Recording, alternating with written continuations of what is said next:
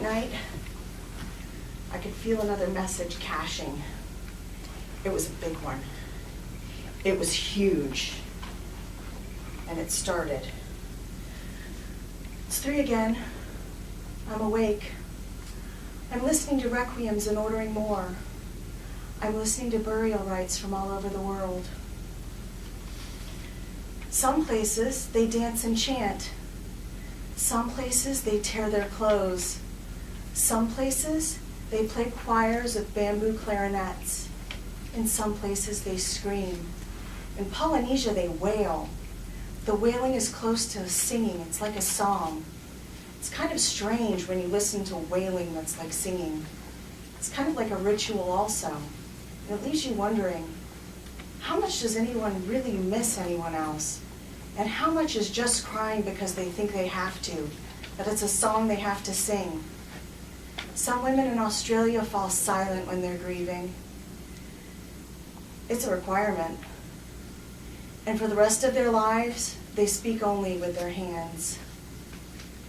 Titus, I'm afraid of silence. I'm afraid of losing my memory. When I try to think about that year that disappeared, between 6 and 7, there's nothing. I mean, I can't remember anything. I remember remembering, but I can't remember anything from just before I got the feed. I'm afraid I'm going to lose my past. Who are we if we don't have a past? So I'm going to tell you some things. I'm going to tell you the things especially from before I got the feed. You are the most important person in my life. I'm going to tell you everything. And someday, I'm going to ask you to tell it all back to me. She just kept sending me things. And they just sat there. And they were spilling and growing. I didn't touch them. And the next day at school, I was walking around and I could feel them like, felt them crowding me and spilling. Every few minutes she was sending something else. Later that afternoon in the up car on my way home, I tried not to look at the memories. They just kept growing. She kept sending them. Sometimes they would bleed.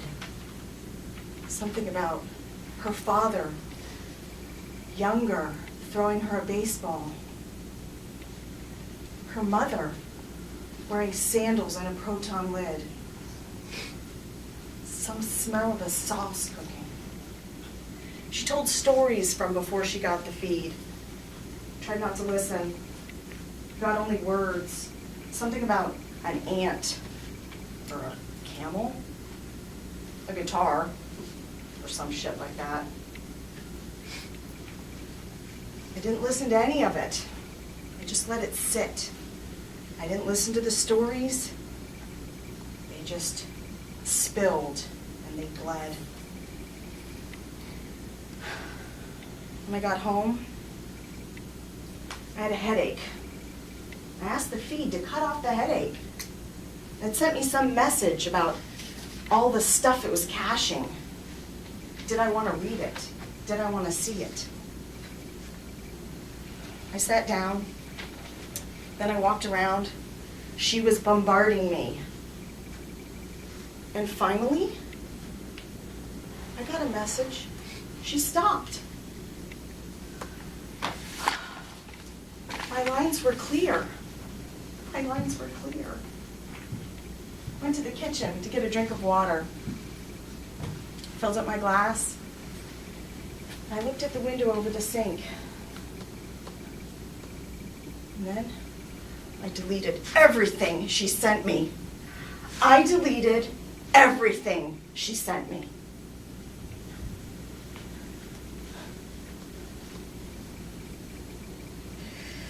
Went to the living room and I sat on the sofa. I didn't feel well. Sat on the sofa, I looked at the fireplace. I deleted all her memories. I deleted all her memories. Later on, she chatted me something about, hey, what about that weekend idea? We have to sneak around from my dad because he doesn't want me seeing you. And don't worry, as long as we're together, everything will be all right. I didn't know what weekend idea she was talking about, so I just didn't answer.